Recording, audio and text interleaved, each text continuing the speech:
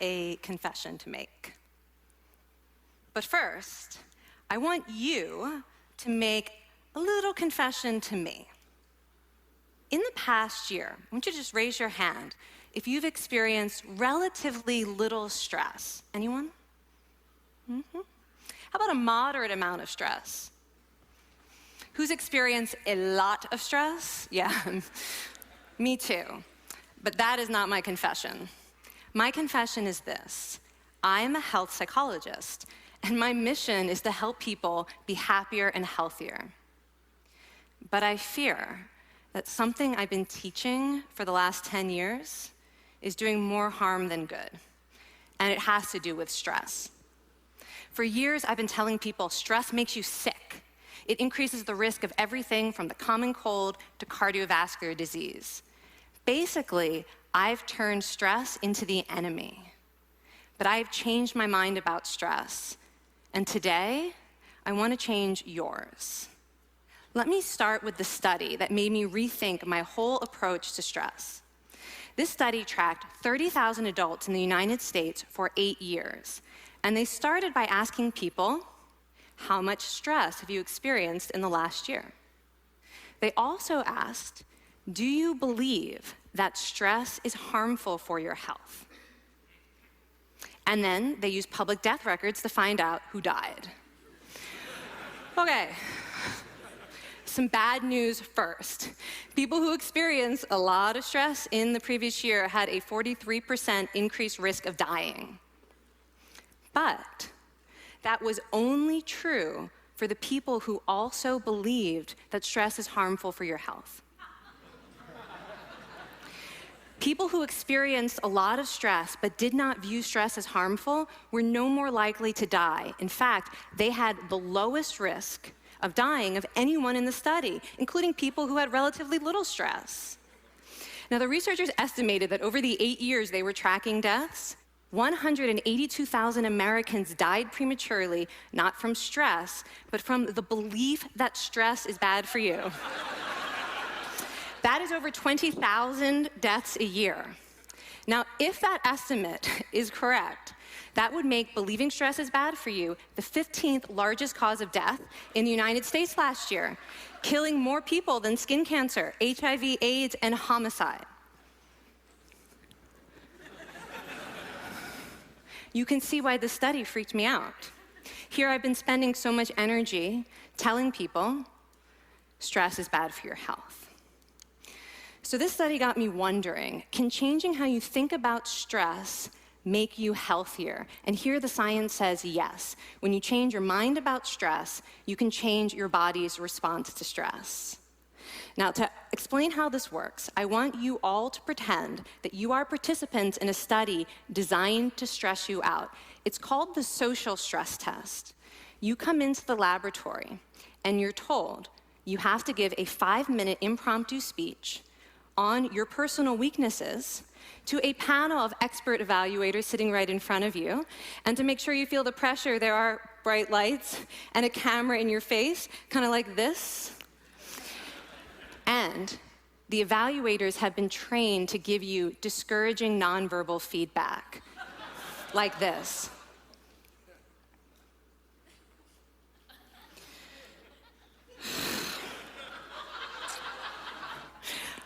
Now that you're sufficiently demoralized, time for part 2, a math test. And unbeknownst to you, the experimenter has been trained to harass you during it. Now, we're gonna all do this together. It's gonna be fun, for me. Okay. I want you all to count backwards from 996 in increments of 7. You're gonna do this out loud as fast as you can, starting with 996. Go. Go faster. Faster, please. You're going too slow. Stop, stop, stop, stop. That guy made a mistake. We're gonna have to start all over again. You're not very good at this, are you? Okay, so you get the idea. Now, if you were actually in this study, you'd probably be a little stressed out. Your heart might be pounding, you might be breathing faster, maybe breaking out into a sweat.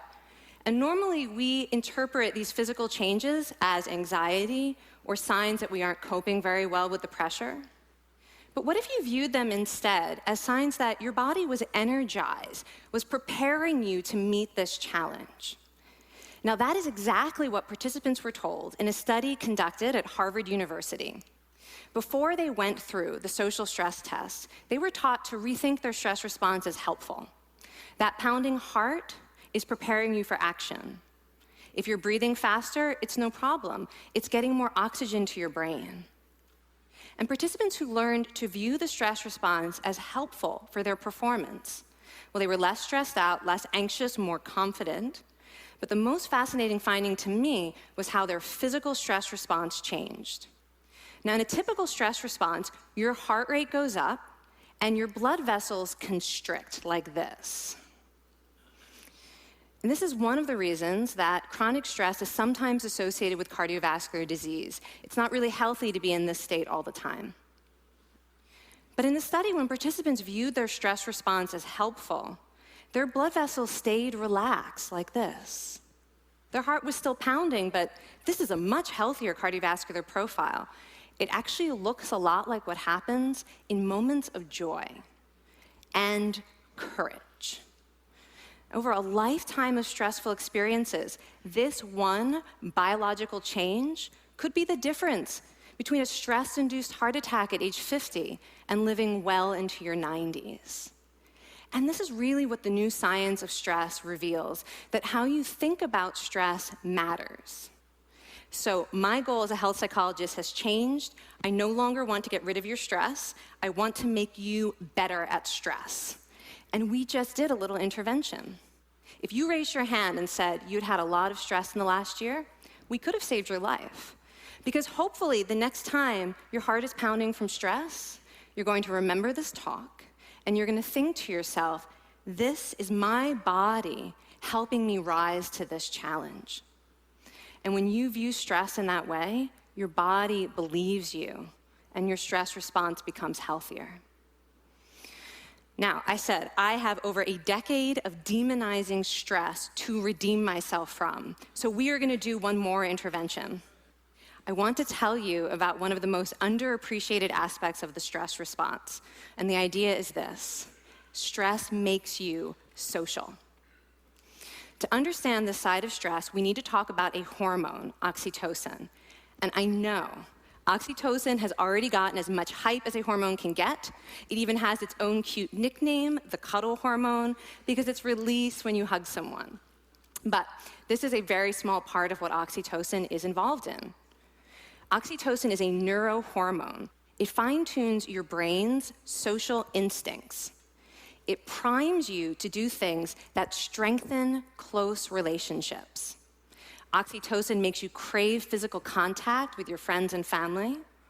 It enhances your empathy. It even makes you more willing to help and support the people you care about. Some people have even suggested we should snort oxytocin to become more compassionate and caring. But here's what most people don't understand about oxytocin. It's a stress hormone. Your pituitary gland pumps this stuff out as part of the stress response. It's as much a part of your stress response as the adrenaline that makes your heart pound.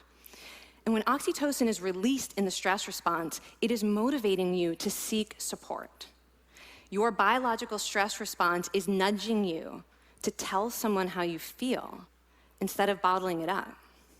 Your stress response wants to make sure you notice when someone else in your life is struggling so that you can support each other. When life is difficult, your stress response wants you to be surrounded by people who care about you. Okay, so how is knowing this side of stress going to make you healthier? Well, oxytocin doesn't only act on your brain, it also acts on your body. And one of its main roles in your body is to protect your cardiovascular system from the effects of stress. It's a natural anti-inflammatory. It also helps your blood vessels stay relaxed during stress. But my favorite effect on the body is actually on the heart. Your heart has receptors for this hormone. And oxytocin helps heart cells regenerate and heal from any stress-induced damage. This stress hormone strengthens your heart.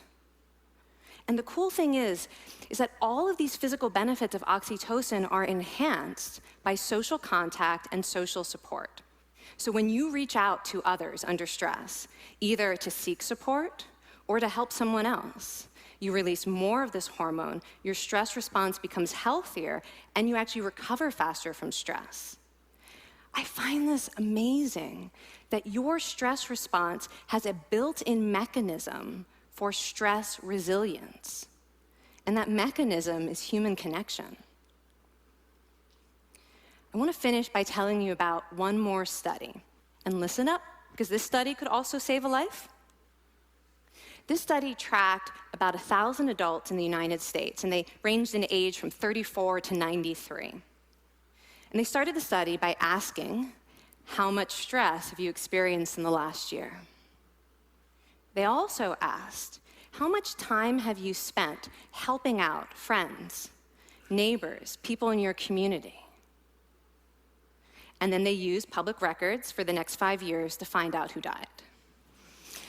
Okay, so the bad news first. For every major stressful life experience, like financial difficulties or family crisis, that increased the risk of dying by 30%. But, and I hope you are expecting a but by now, but that wasn't true for everyone. People who spent time caring for others showed absolutely no stress-related increase in dying, 0. Caring created resilience. And so we see once again that the harmful effects of stress on your health are not inevitable. How you think and how you act can transform your experience of stress. When you choose to view your stress response as helpful, you create the biology of courage. And when you choose to connect with others under stress, you can create resilience. Now, I wouldn't necessarily ask for more stressful experiences in my life, but this science has given me a whole new appreciation for stress. Stress gives us access to our hearts. The compassionate heart that finds joy and meaning in connecting with others. And yes, your pounding physical heart working so hard to give you strength and energy. And when you choose to view stress in this way, you're not just getting better at stress, you're actually making a pretty profound statement. You're saying that you can trust yourself to handle life's challenges. And you're remembering that you don't have to face them alone. Thank you. Thank you.